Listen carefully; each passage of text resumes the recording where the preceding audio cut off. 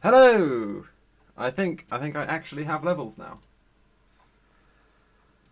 Um, cool. Hopefully, hopefully anybody's actually listening can hear me. Okay. It's been a while. I've been very busy. We had SurrealDB World, which was very exciting. Um, and still doing some stuff on. Oh no, that's not. Yeah. And I thought I'd get back to a project that I worked on a while ago and update it a bit. So about a year ago, I was working on a variety of on a couple projects around oil and gas data specifically, but it can be sort of more generally applied. A lot of stuff around graphing and predictions and modeling and fitting and that kind of thing. And at the time, I had seen a bunch of interesting things about Julia. I thought it about Julia, the programming language. I thought it was a very interesting technology. So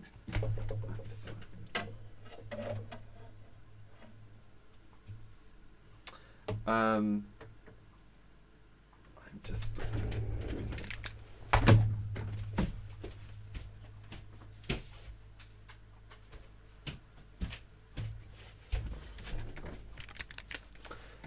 Right.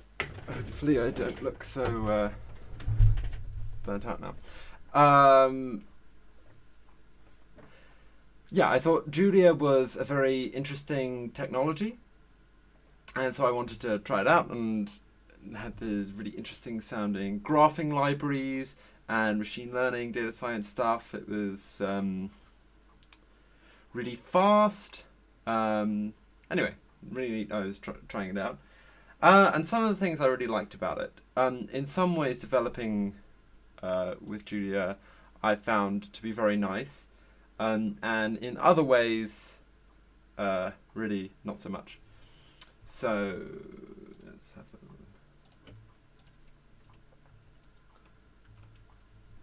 So this is sort of part of the thing that I was building in Julia, and see it's not that long, but it's sort of reasonable length.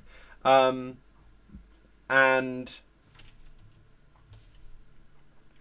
when you're developing with Julia, at least the way that I was doing it, it sort of you kind of use it a bit like a REPL, but inside the code. There's a really nice extension in VS Code. You can run individual lines or blocks, and you have state that persists, and you can introspect it, and it's really nice. But it means that the downside is that you don't have a reproducible environment, and I found I got a lot of bugs that way. That I might have changed something, but something else existed previously, and if I restarted or something changed, I lost that, and it was.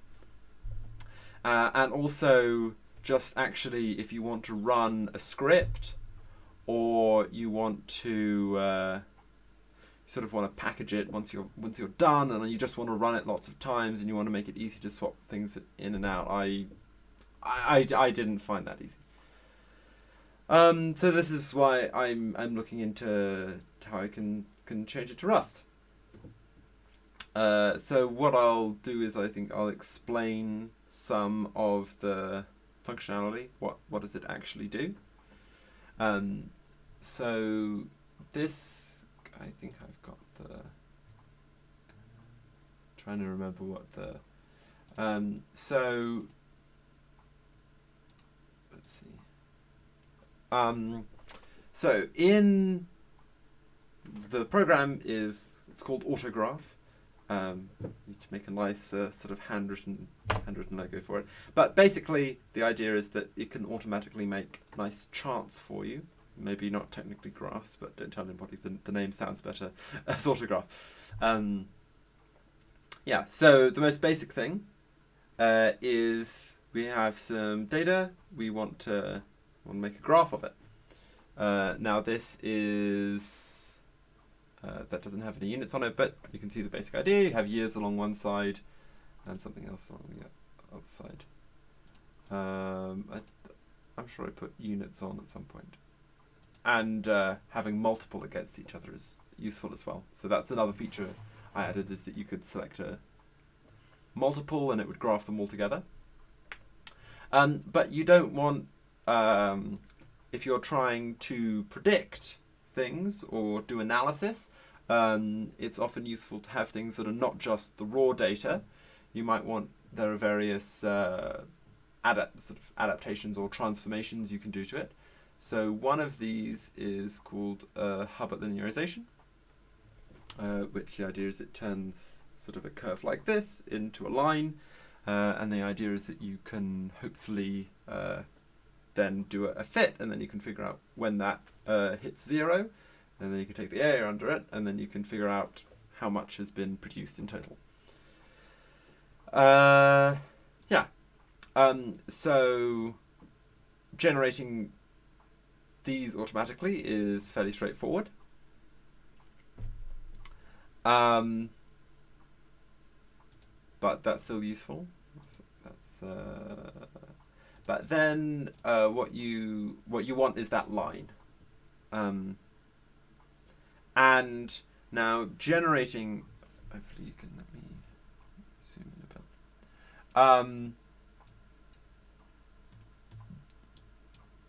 Generating that line is not trivial, because, and I would say that's, in this example, my code has done a fairly decent job. That looks about right. These things are always very difficult, and they always tend to go out like this. So this method you would always expect to underestimate, but it's still a useful number to have. You just need to know that you're going to get a bit more than that in all likelihood. You can see there's this one has a nice nice shape. You can see this one hasn't done so well, and that's obviously because the Australia gas production is a bit weird.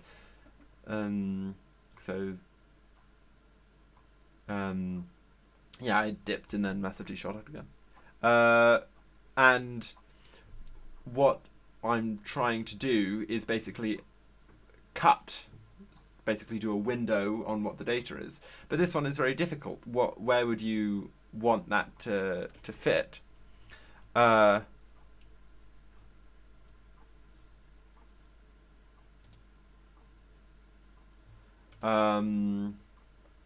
here we are. Sorry. Yeah, so the where would you want this to fit? Would you want it to fit just the last 3 data points?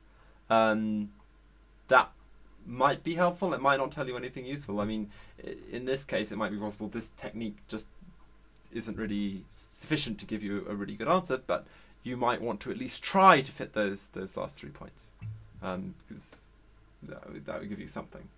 And you can see in this one, well, it's going up. It just gave up. That there's another fairly nice one. So you can see some of them are. I'm not sure why that one didn't work. So you can see there's some oddities. Some of them work, others, and again this one is difficult because it's all over the place. But that is the basic idea. That you can import a bunch of data. Let me find the spreadsheet. This is a bit out of date because this is from when I was making it. But I should. switch over to using the most recent EI, which is the Energy Institute, which compiles all this data now.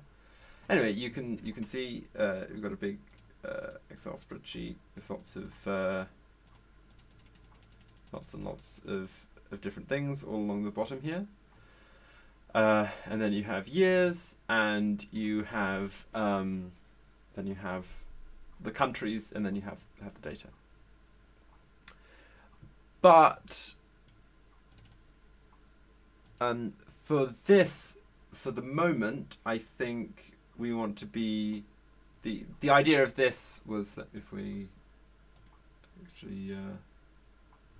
actually have a look, basically the way that it works in this very long and winding code is basically a CLI. It asks you for the names and the various parameters, what the units are, what kind of charts you want to be generated, that kind of thing, and where you want the output to go. So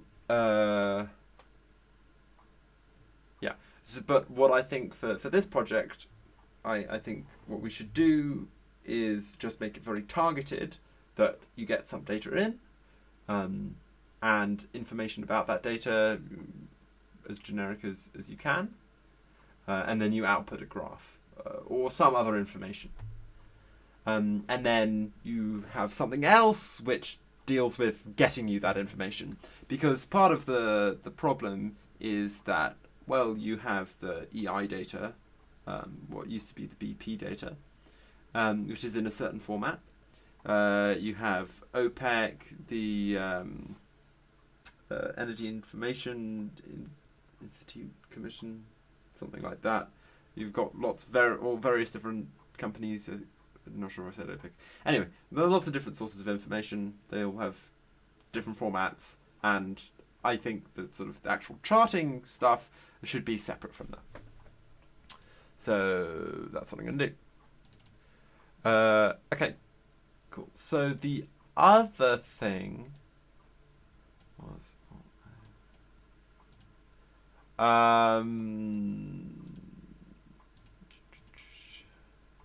sorry, let me just close all these so you can actually see. The other thing was it's called polycycles, which is something else. Let me right, which you can see I've started writing a paper on. So basically, in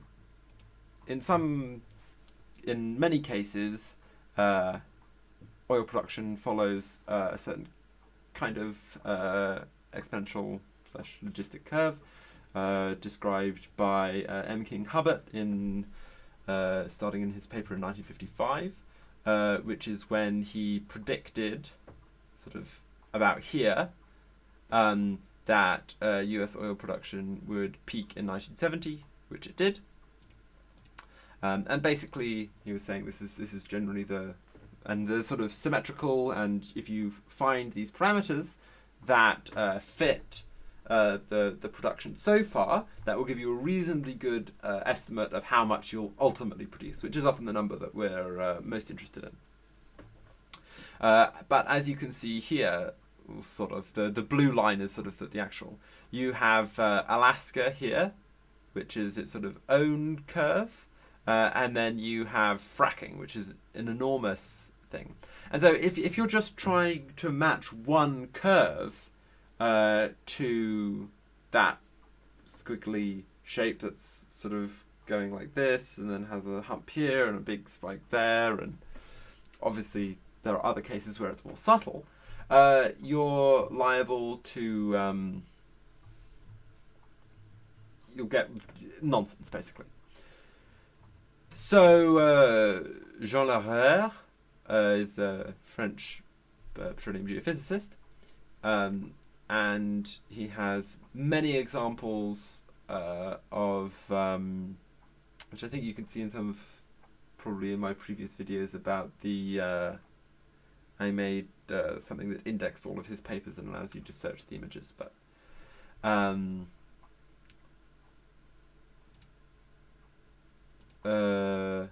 yes. Anyway, so this is not actually an example using exactly those curves. He's sort of using a greater variety of things, but you get the sort of the general idea that each cycle is being modeled individually, and then you can sort of get the composite together. Yeah. So how could we do this automatically? Because this is all a very manual process, and to do it manually, you also requires quite a bit of subject knowledge of what causes these different things, what's the geology like, what are the different factors, technologies, that kind of thing. So what we can do, if we go to the graphs, this is just the various equations for the curves. What we can do is we can add several of these curves together to make a fit. So you can see here we have one curve here for the conventional and another curve here for the fracking. But it doesn't know what conventional is, it doesn't know what fracking is, it doesn't even know what oil is. It just has a bunch of numbers in, and then it fits these curves. So, that looks pretty reasonable to me. Obviously, time will tell if it's true, and this is probably somewhat of an underestimate as well. These things usually are, but you can get some, it's still an interesting thing, and a lot of things are showing, as things are getting older, we can do analysis on how well these techniques can predict. So that's another thing that would be interesting to do, sort of doing a windowing and maybe leaving out the last 10 years of data, for example, especially in something that's gone over the hill, and then seeing how well that fit actually plays out. And obviously in oil and gas it gets complicated because there's so many technological and geopolitical factors and price and such. But this can also be applied to other particularly natural resources as well. And you can see this is with 2, and you can see I've done one with 3 here. So that one was 61.85. This one is 61.4 also. So you can see here it's decided that there's sort of a curve here, and this one is decided there's another one here. So yeah, but you can see they're sort of getting broadly similar results. I can't remember if this was true, but I would imagine that as you did more and more, added more and more curves, you would tend to get overfitting. So sort of in the limit, you'd effectively just be integrating it because you just have curves going like that. But I'm not sure that would be something that we could test. But another thing you have to be careful with this is it's pretty sensitive to the initial conditions, and you can get very odd results. Things flying all over the place and nans showing up. So yeah, so what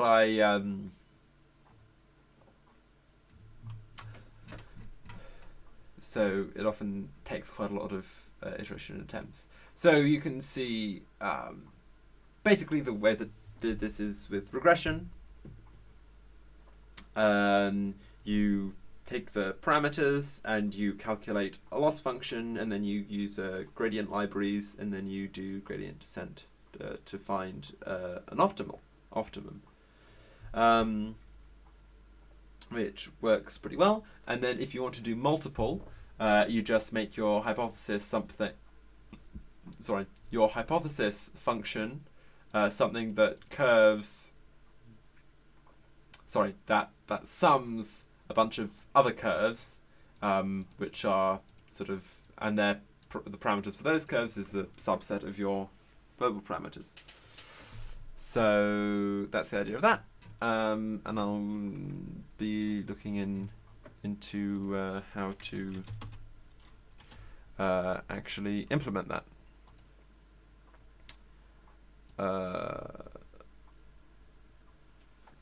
Cool. So, yeah, and use autoGraph.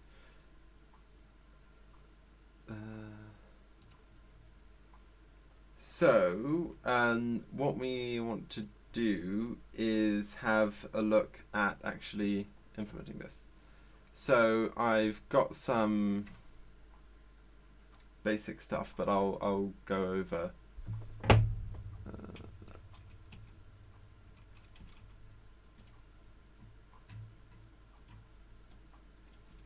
I'll just get rid of that for now, and then we can work through it again. I was just doing some basic testing. Let me just log into.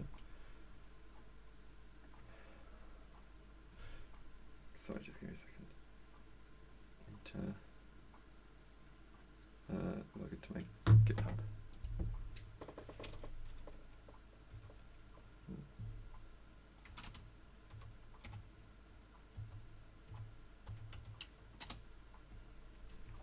Okay. Excellent. And this repo and the repo of the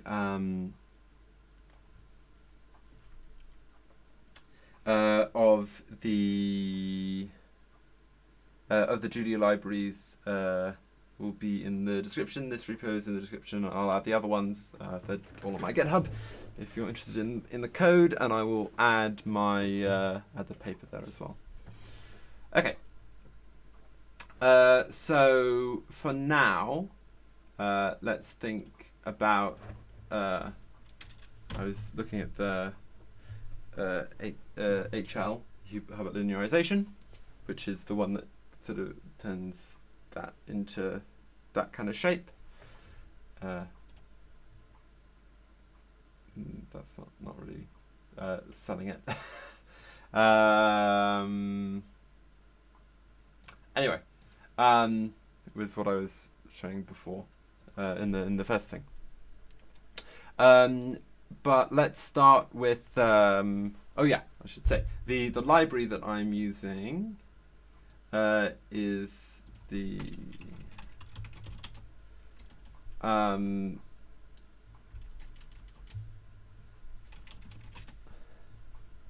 library that I'm using is called Plotters. Yeah, Plotters. It seems pretty neat.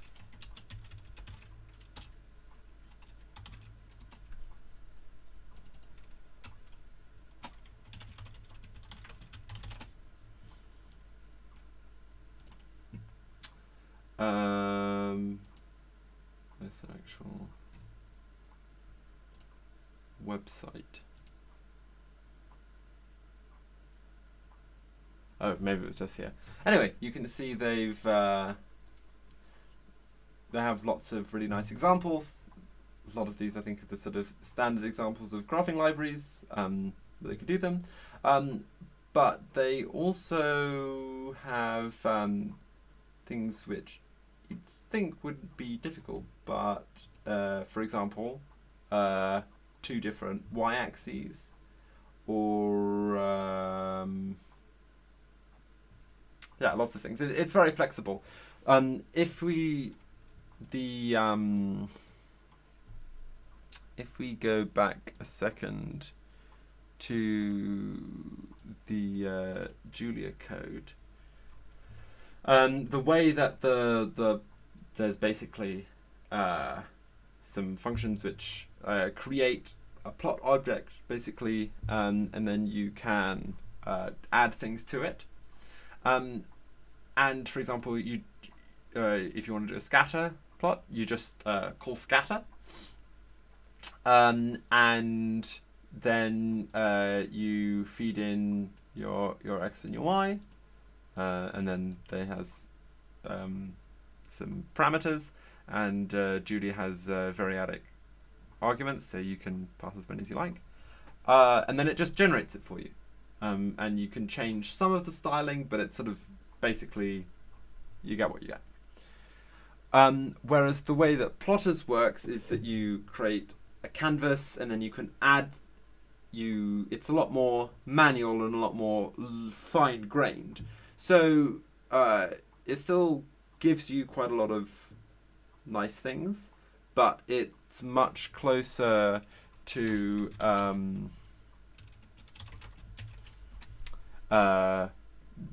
just rendering directly to a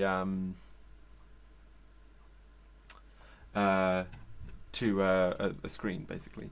There was I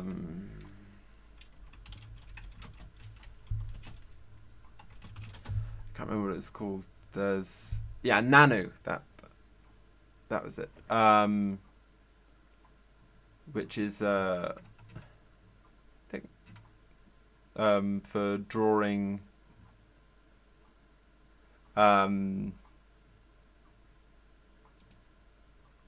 which is a crate for drawing stuff. I can't. Yeah, so you can draw shapes basically, and you can animate stuff.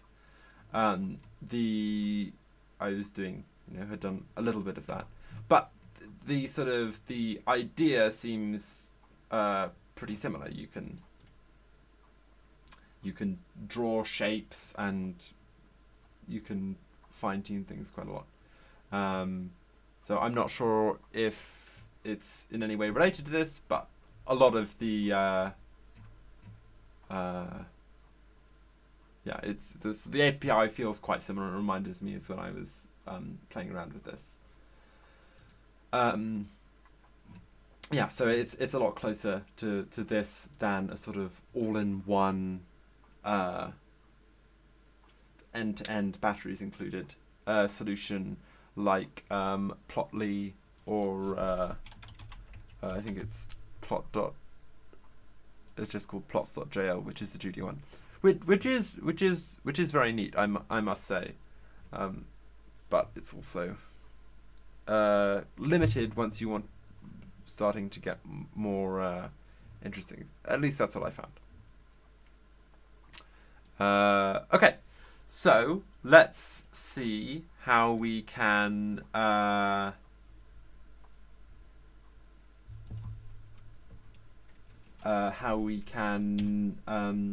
do this. Let's just do a basic scatter. So let's use autoGraph. Let's just call it scatter for now. And then let's have some data, which is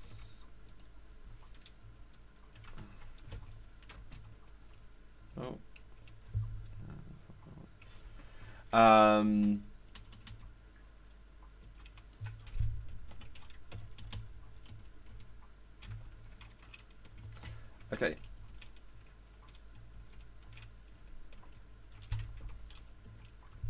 Okay, so we've got some data, and then we'll just call scatter on that data. Okay, cool. And then for now, we'll just make a pub function we'll call scatter, and it will take a series which is a vec of f64, and that returns anyhow result of unit. So that's basically so we can use the question mark But for now, we're just going to write everything into the same file. Obviously, in the future, we'll figure out what the API should actually be like. Maybe a vec of f64, not ideal. It should at least support f32s. But that also depends on what the API is like in plotters. So we'll see. Yeah, so we'll want to use plotters prelude. Yeah. Okay, cool. And then we'll just do okay. So, how do we start? So in plotters, you need to create your sort of canvas, your back end, what you're actually drawing to, and you have a number of options. You can do it to a bitmap, so PNG is usually what it gets exported as, I think. Maybe not COIs yet. I need to work on my COI implementation. SVGs, or it also can do web canvas HTML stuff. It has good WebAssembly support, so that would be another interesting thing to do this kind of thing in the browser.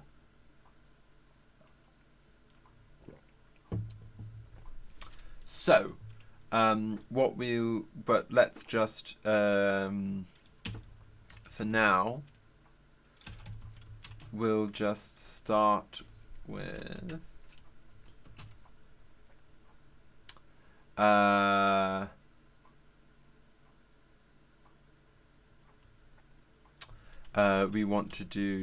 we'll do a bitmap back end. Bitmap backend. We'll make a new one. So we for the path, I'm just going to do temp.png, and then this is the area. So this is just a tuple of integers. So just do 1920 by 1080, and then we do into drawing area. Cool. So now we have a drawing area backed by that backend, sorry, which we can put our chart onto. So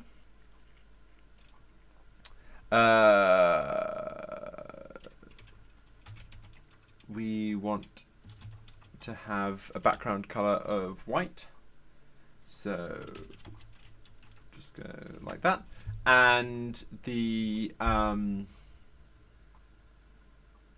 unused result, like a question mark in there.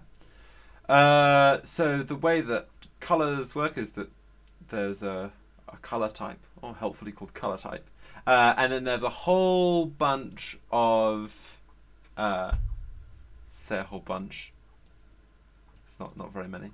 I think there might be other ones. Anyway, there's several predefined ones that you just use. You can just use these constants. Obviously, you can make your own as well. I think they just have hex. Oh, full palette is the. Oh yeah, now you can see they have an enormous number. So you can have more interesting yellow with a bunch of different numbers, blue, grey, lime, there you go, indigo, deep purple. So lots of colours. Yeah, but wrong one. But we want to do white because that's, I think, the standard color for the background of charts. So yeah, so then what we need to do is we actually need to make our chart, and everything in plotters uses the builder pattern, which I like. So we can add a caption. So autoGraph scatter, and then the style. You can, the easiest way to do this is to have a tuple. Oh no, I hope for. What's going on? Let me get some space. Yeah, so a tuple of the number and the size. So you can just do 50, and then you into font, and that's a trait method that is implemented for a tuple of string and number. So we can add a caption. What can we do? We can also want to do margin, X label. These are sort of just standard things. We can play around with these a bit later.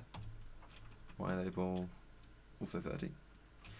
Okay, so now then we want to build Cartesian 2D. So the way that this works, I haven't looked into it too much, but I think the main idea, well, this is what this is how I actually plot things. This is where the coordinates we do put it in, because we have our sort of main drawing area like this, and then we have our title, and we have our axes and things like that, and we've got a bit of margin and padding. So we need to map the coordinates we give to the plotting library to actual points, actual pixels, basically. And how does it know which pixels correspond to that? So that's how I got this. But that also means you can do multi-plots. You can build different charts on different areas of it. You can do neat things like that, which we might look into later. So in this case, I think the way you generally do this, I think, is with a range. So for the X, we want to we've just got one series of data, so we're assuming that's the Y, and we're just going to step along each one. So that's going to be 0 ... and then we want series .len. Yeah. Yes, that's fine, non-inclusive. And for the Y, we want series dot Ceremin.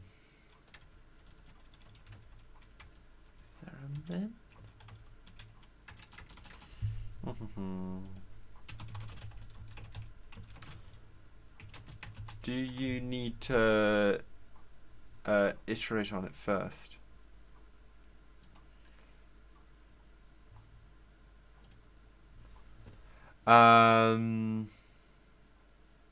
Yes, you do.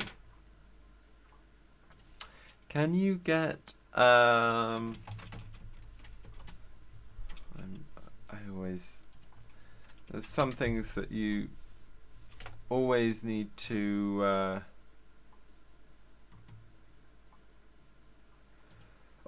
do, and then always forget how to do, to find the minimum and maximum at the same time.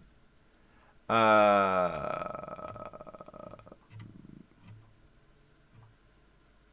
I guess don't really need to worry about it for now. Let me look at the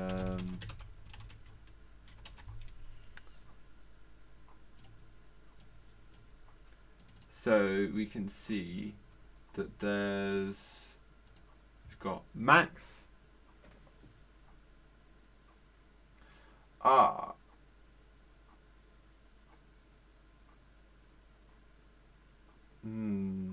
Yes, and then you have the problem with floats. So in Rust, you can't find the maximum of an array of floats with the maximum method, because it requires the item type to implement ord, which is the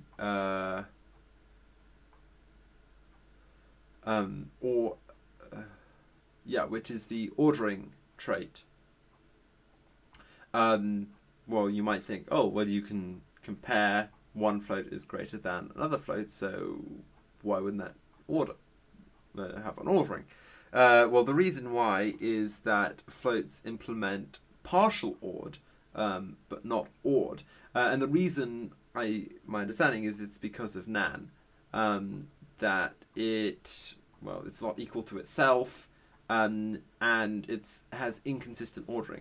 So if you're asking if it's greater than, it will always do one way, and then if you do less than, the other. So if you have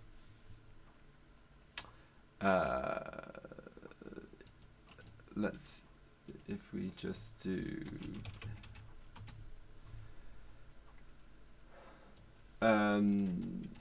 so if we print 1.0 is greater than does that work? Oh, it's all caps. Right.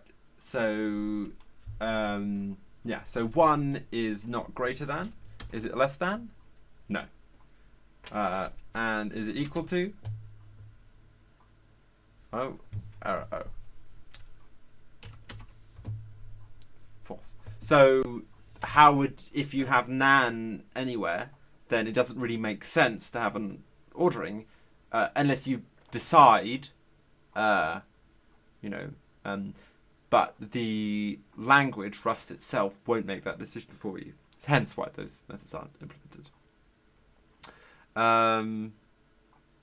Yeah, but the partial one is. But for example, if you're in a case where you don't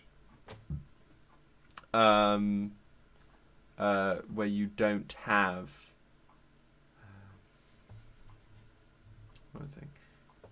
where you know that you shouldn't have nan, then you don't really need to worry about it.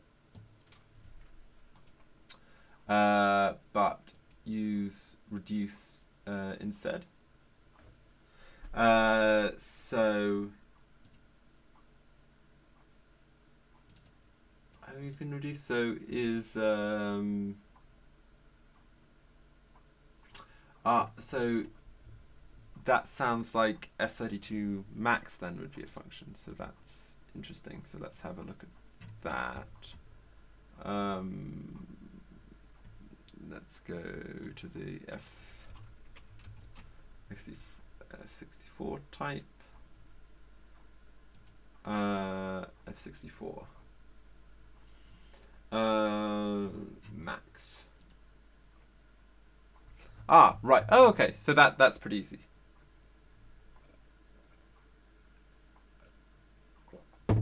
So because it has a maximum function which ignores nan, we can just use that to reduce. So it's only slightly longer. Yeah, so you can see. Cool. So let's just do here. Let series max equals series dot iter dot reduce, and then we want to do f64 max.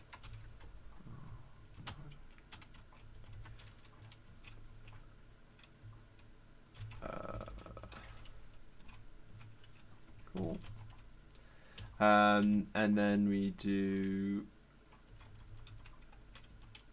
min, and then min again here.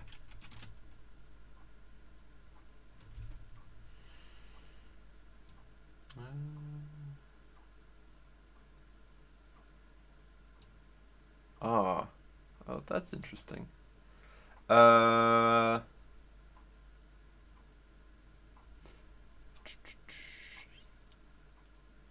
So in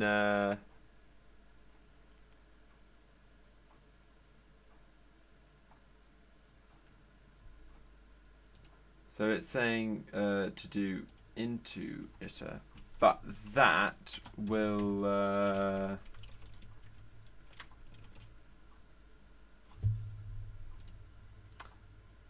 what does into iter move it?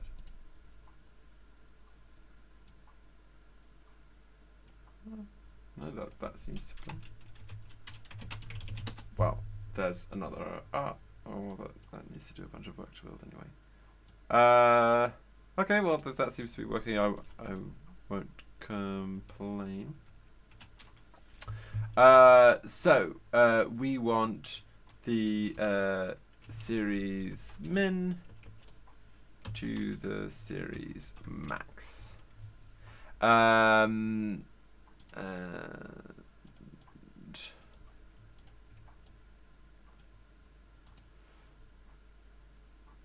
I think that is it.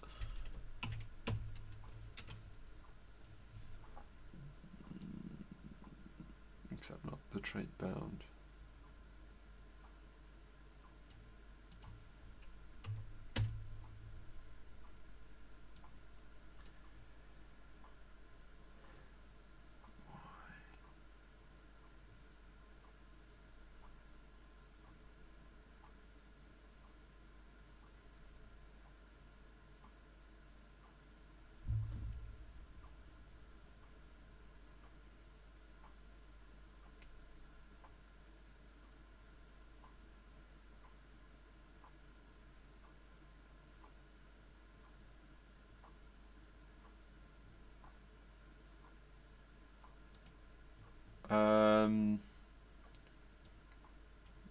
It's not implemented for range inclusive.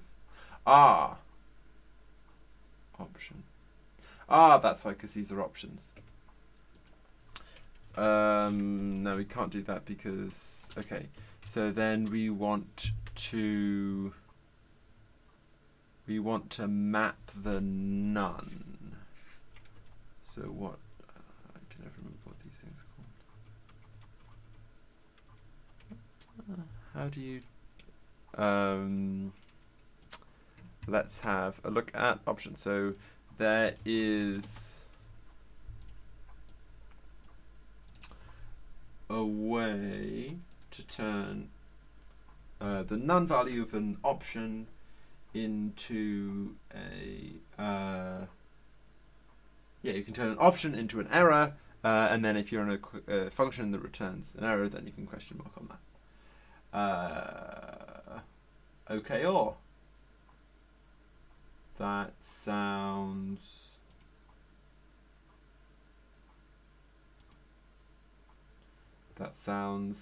helpful.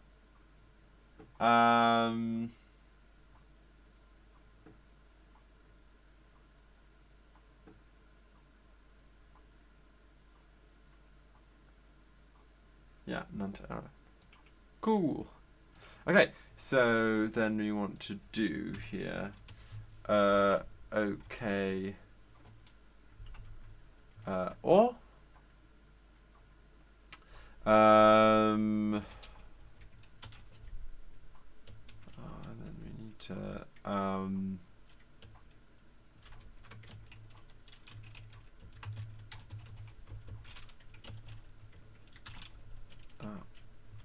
no, I don't think it doesn't like that, does it? So, but anyhow, has a way of making an error from a string.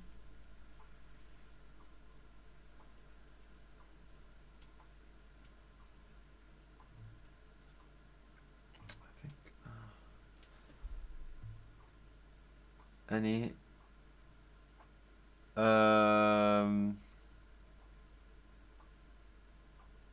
oh, I think it's just anyhow.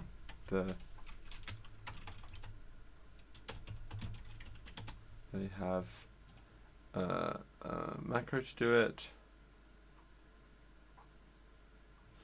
So let's test that. Just see anyhow. Bang. Cannot find macro. Ah. Oh. Let's see if we can import it.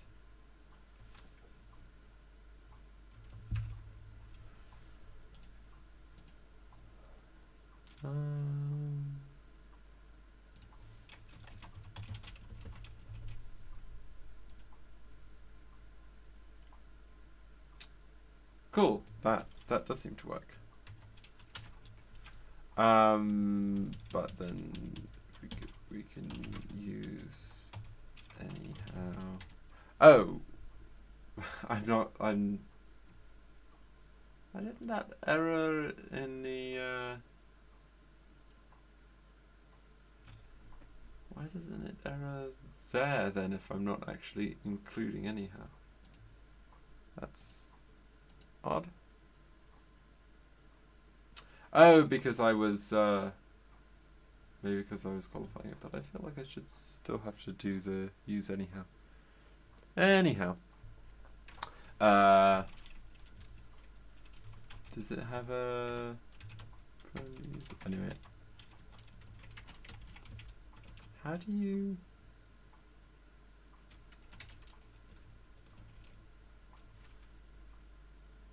not sure how you import a macro.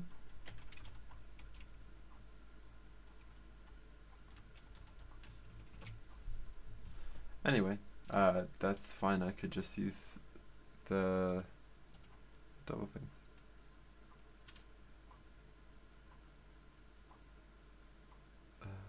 Oh, no, well, I think it's just like that. Then we can. Ah, yes, excellent. Okay, so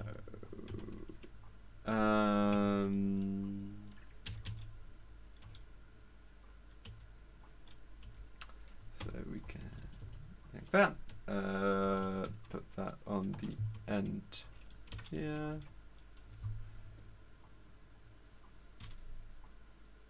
Oh, I already have that.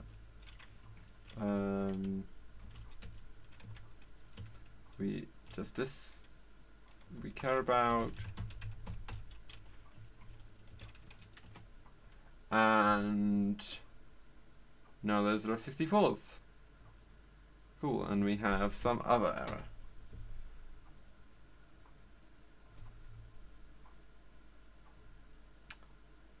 For range inclusive. The trait ranged.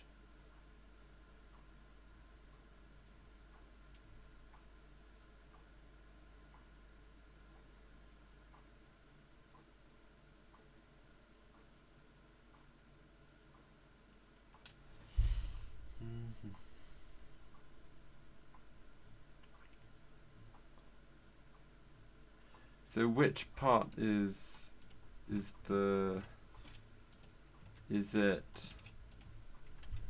does that work?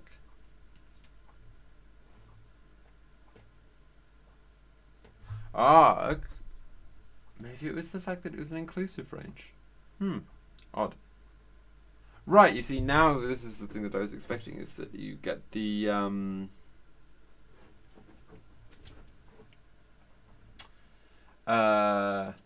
yeah. So because when you do into iter, it's you're taking owned values, so that means that it's used afterwards, so it actually moves it. So I think what we want to do here is we want to go make that iter again, and then here we want to go like this. So now let me what does this want? What is the type? So yeah, it just takes 2 arguments. So this will be A, B. Yeah, so then we just want to do dereference A, dereference B.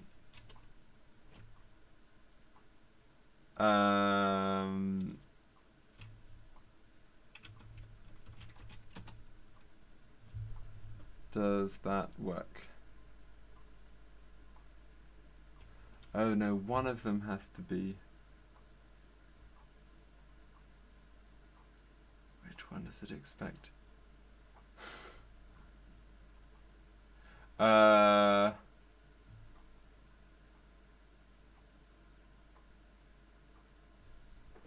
What's it? That's very bizarre.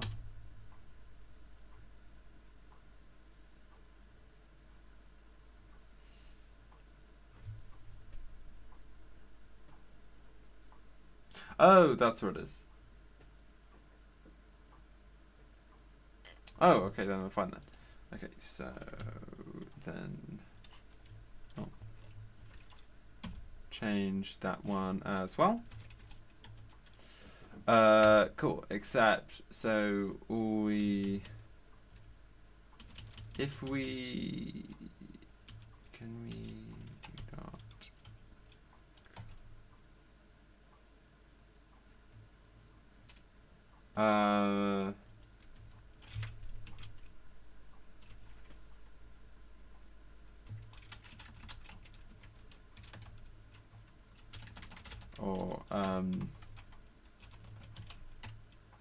Or is it 2 owned? Yeah, let's just do that. Which should basically be, yeah, it's F64.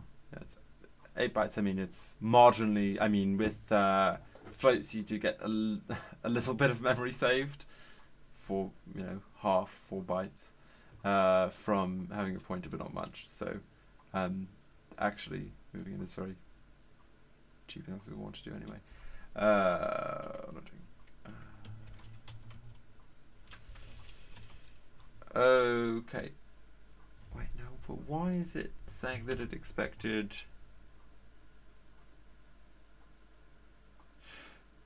Oh, in the result. In the result.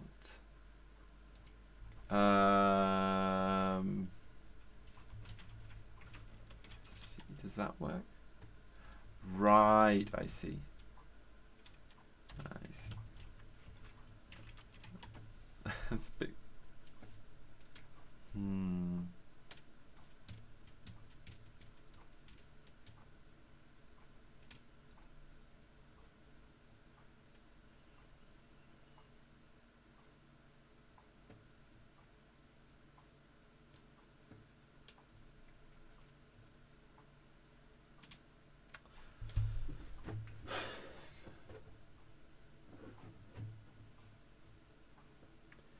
But shouldn't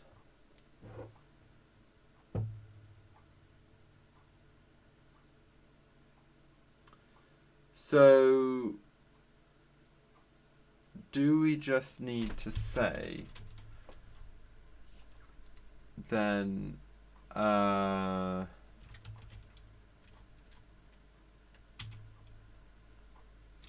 if A is greater than B, then we want A in this case.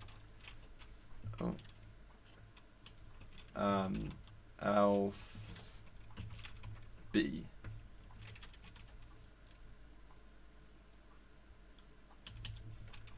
Yeah.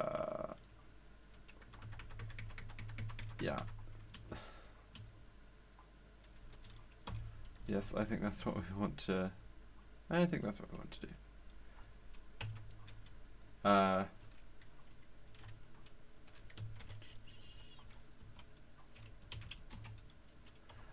Except here we want to do that.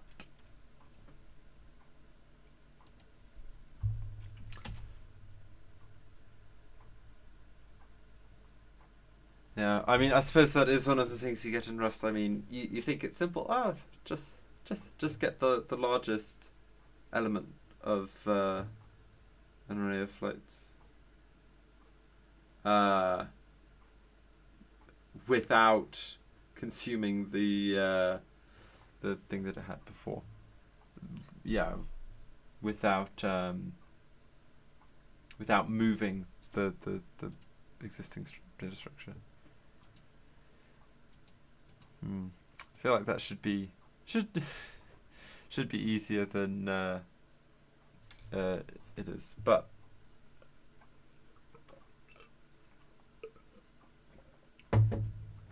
c'est la vie. That should be working now. Okay, cool. So we have our chart, and we can add a mesh, which is the sort of the background lines, and we can do lots of different formatting on that as well, but we're just gonna do the default for now. I want a question mark there as well. Okay, now we can finally do our drawing. So we'd want to do our series. So now let's see, what does series actually take as its arguments? So series s item equals r, which is r is a borrow e is a drawable. Okay, so we just need to make some drawable things. We're going to do a scatter. So I think that's let's stick with some circles. Everybody likes circles. Yeah. So now we're going to want to do iter, and we need an x as well. So we're going to want to know the index. So I think we want enumerate, and then we want to map, and we're gonna in here we're gonna have an I, and we're going to have let's say a value. I suppose we could just call those x and y. So, but there we are. I don't need a comma. So what we'll do is we'll make a circle, a new circle, and we want the coordinates. Interesting, it says usize f64 in the coordinates. Let's actually have a look at where are these shapes. Let's have a look for a circle. element circle. Very exciting. So the coordinates is just coordinates, size, style. That's fairly straightforward. So what exactly does the code have to be? It would have to be the same as in the Cartesian coordinates we defined before. That's why it is, because here we have integers for our x-axis, and we have S64s for the y-axis. So that's very neat, because this inside the generic type rather, that is back. So that's very neat. I do like the Rust type system. So we just want I, and we want a dereferenced V. Cool. Size 10 sounds like a pretty good size. And then let's have what is the style? So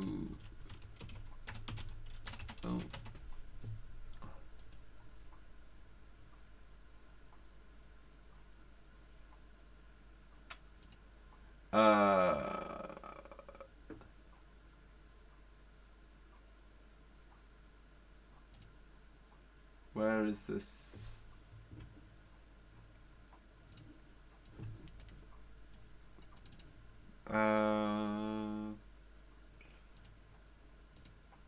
What's the actual type?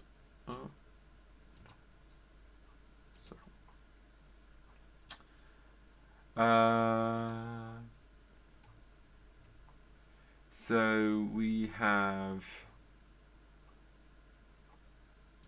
style is S.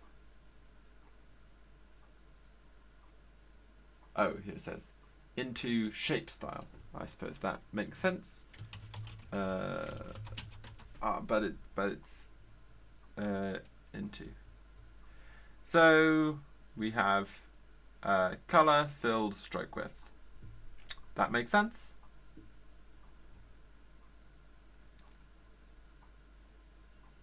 Cool. So we can do what we want to do here is if we let's do blue dot filled. That should do us nicely.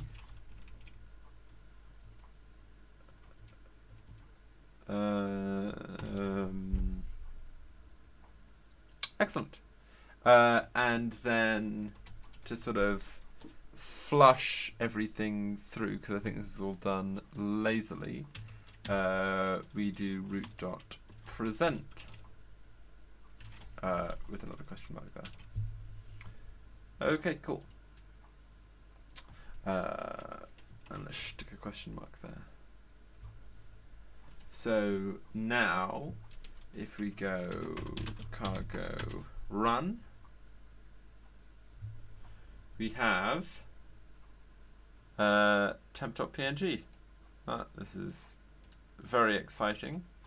Oh, I can only zoom in. Very exciting, if I do say so myself. Put some random numbers in. How about some more random numbers? 2.3, 4.9, 6.7, 9.3, 8.8, 6.5. Need a comma there. Those seem like some nice numbers.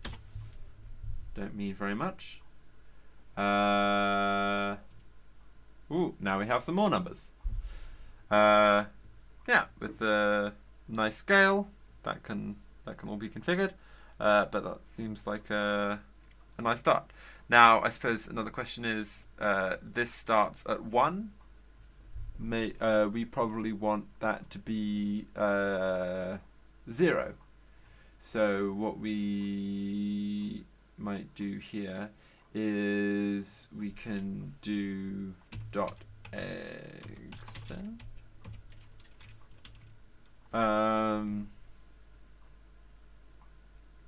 How there's a way, I think. No, extend is something that you have to a vec and you give it an iterator.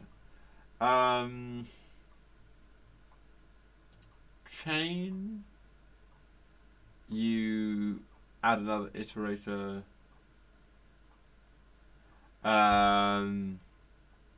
Onto it. But I just want to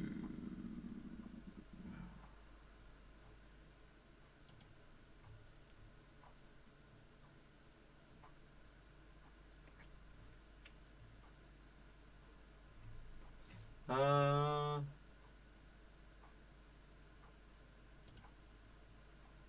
guess chain, but I feel like there's a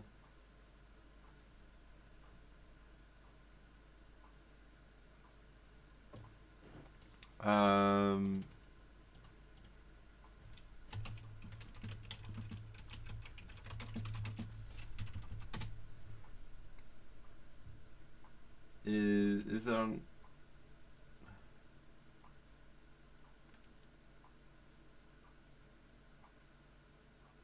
yeah, so there's extend. Okay. Oh, that's fine. So we'd just want to do oh.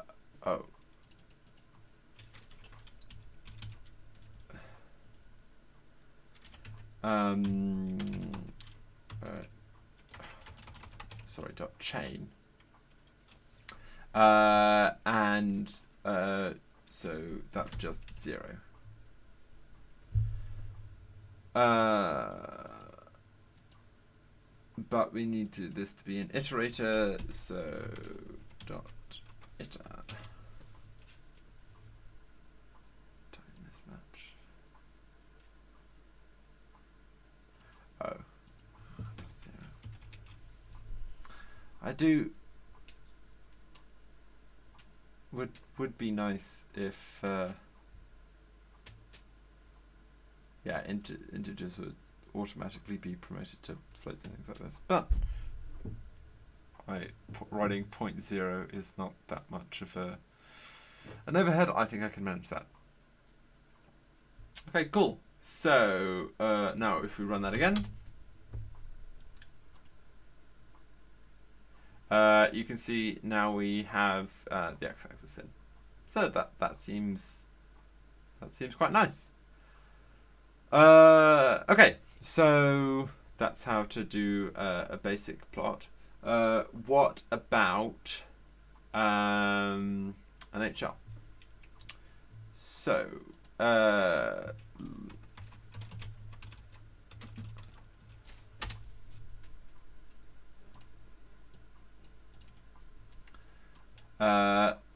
so what is a Hubbard linearization? Basically, the idea is that things that are approximated by a Hubbard curve, which you can see that's what using polycycles. It can be linearized by plotting. Here we have the production, so in this case annual, over the cumulative production, so what the percentage is, and then against the cumulative production. And this is for the, this is lower 48, but as you can see this would be before the fracking. So you can see you've got a whole bunch of sort of mess at the beginning. It's not very much, and then sort of settles down. Nice. And then you see this is really nice and clear.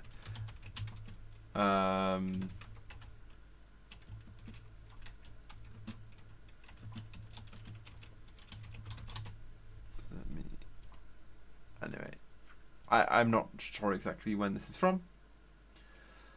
But then you can see that these green ones are the ones that have been used to fit this line. So they'll that will have been fit with some kind of just linear regression. But you can see that's a nice fit. But the interesting thing is, how do you decide how many data points to use? Because some of them will...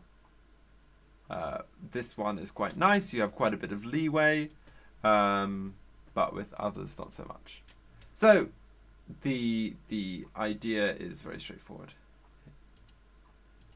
Oh yeah, oh, and they also have the equivalent. So you can see fitting this logistic curve is basically equivalent to this, which is nice. And this is more analogous to polycycles, and this makes it easier to fit multiple curves. You can see that's Norway. Some nice examples there. Okay, cool. So we just need to implement that. Not too difficult. So let's do HL. Again, this is going to take that, and it is going to return anyhow result unit. Cool. So what we need to do is we just have a bunch of production points, bunch of points, so it could be annual, monthly, daily, we don't really care at the moment, but we want to turn into these things. So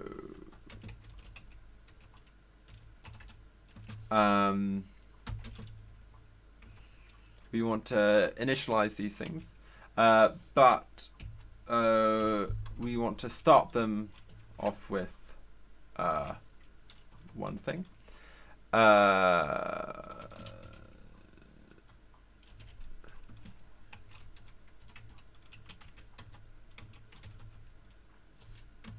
It's always difficult to name these things, I think.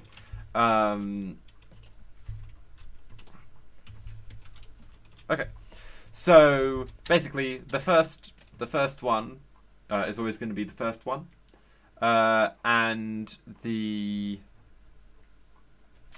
first ratio is always going to be 100%. We can skip those out if we want, but that's pretty good for now.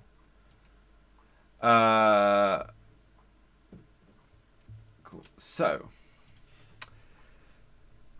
how do we actually map those? So we want to go from, want to skip the first element.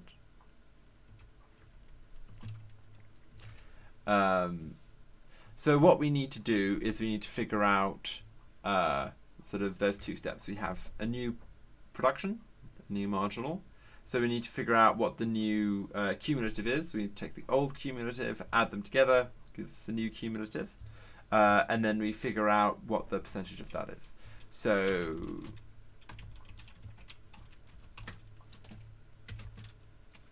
we just take the old one. So that's going to be dot last. And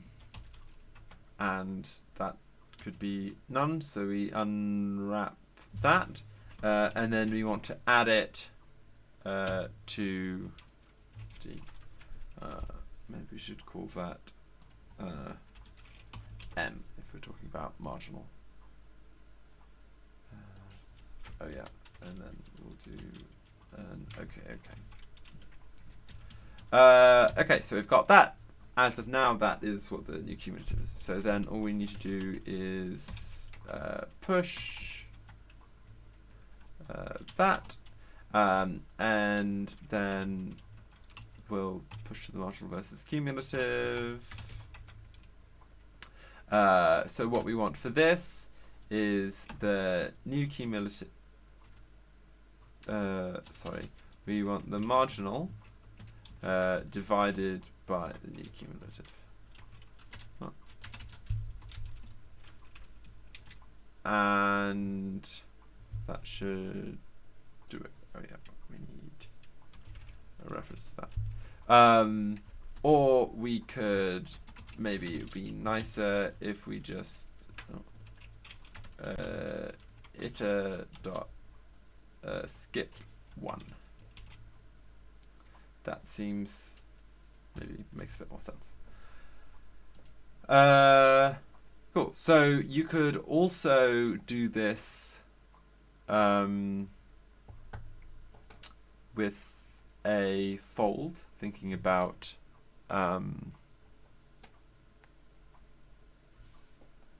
sort of a functional style, which would be basically this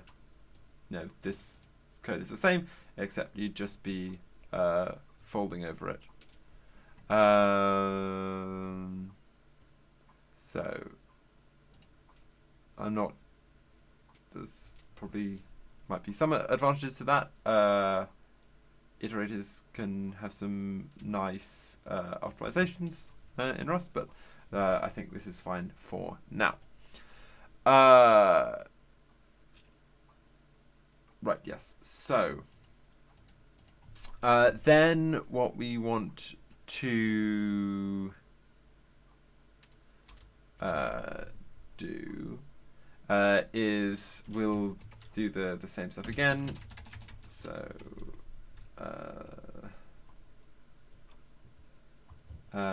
this well, it's I guess mainly just that bit.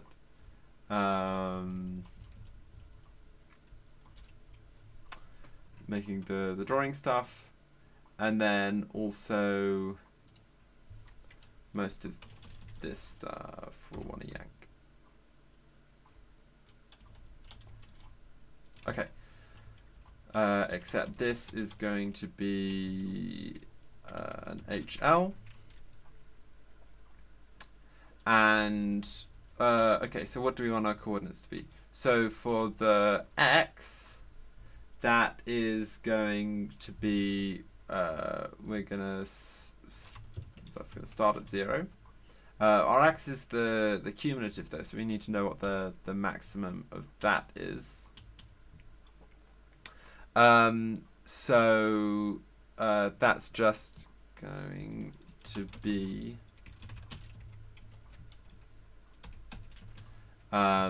the last dot unwrap. So we put that in there. Dot, it doesn't like the reference. Okay, cool. So and then for the y, we want well, that's just going to be between 0 and 1.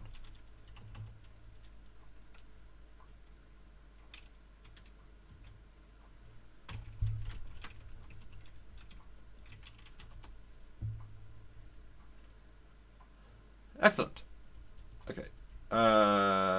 So now we actually have to do the drawing though. So we need to, if we're going to do a scatter, we need to get some circles. So let's do chart.drawSeries. So for our series, we're going to want the cumulative and the marginal versus cumulative zip together.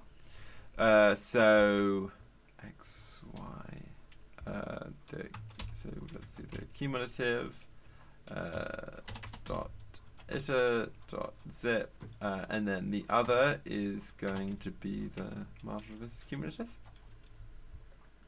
And then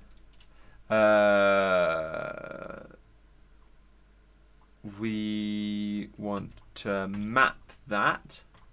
So let's take the x, we're going to get an x and a y.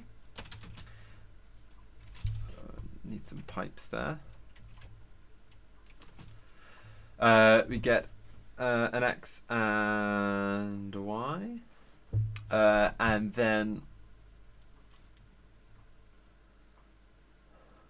I suppose we do intuitor, then we get those types. Okay, so x versus y. Let's do the same circle thing. So circle new. Our coordinates are going to be x comma y. The size is going to be 10. The style is, let's branch out, let's try red dot filled.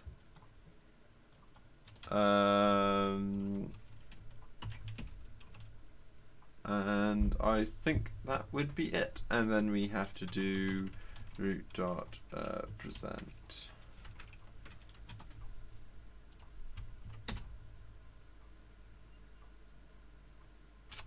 Okay, while it runs.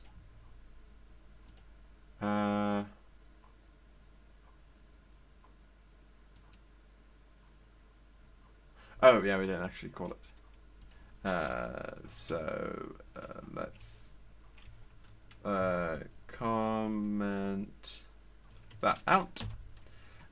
We want to do autoGraph HL series question mark semicolon. Oh.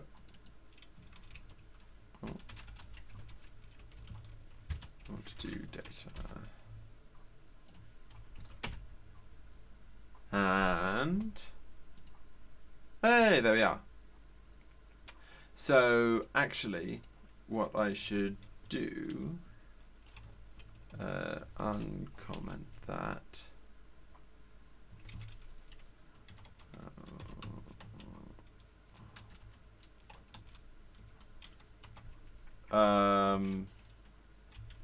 Actually, no. Is there any reason why we actually need to own it?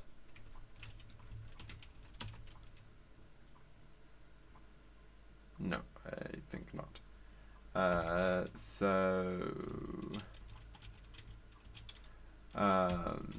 Let's make that a reference as well. And then that makes life easier here because we can just add a reference like so.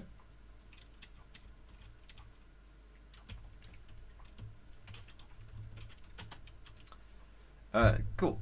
So then we want to go to temp.png, and then let's do that scatter, and then let's call this one HL.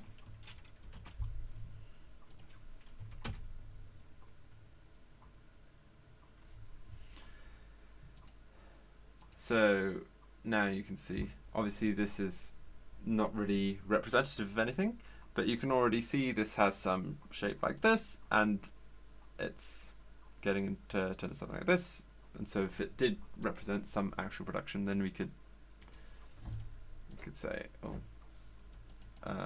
well, it was going there, and we could figure out how to draw a line on that. So that seems pretty good to me.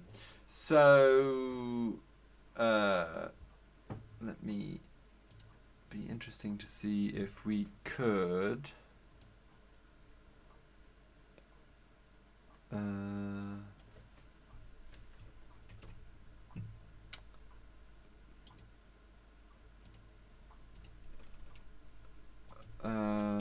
okay, so these are all spaces.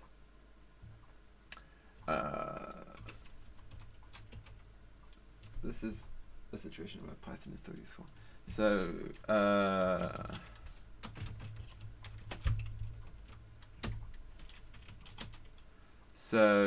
we want to, they're all tab separated. So what we can you go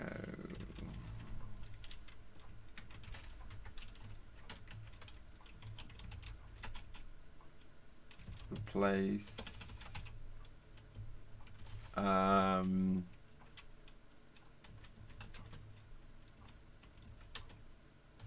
cool. So then we just want here to do raw, and we want to replace the tab characters or with a comma. That's much nicer. Thank you very much. And then we can do at US later equals vec that and then US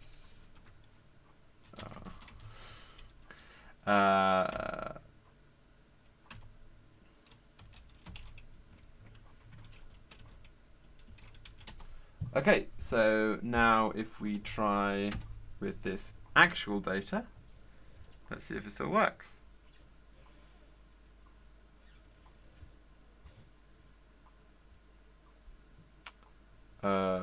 Oh, yeah, keep in mind this is only since 1994. Or is it? I'm not sure. Maybe it's since 1970, but still not that. Still, oh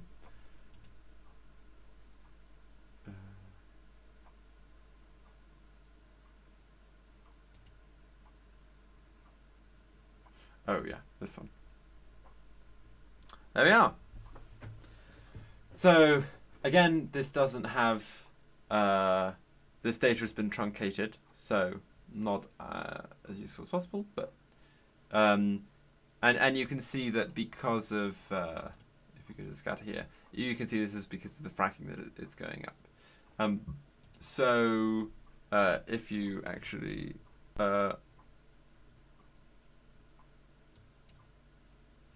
look here, it's sort of going up a bit at the end.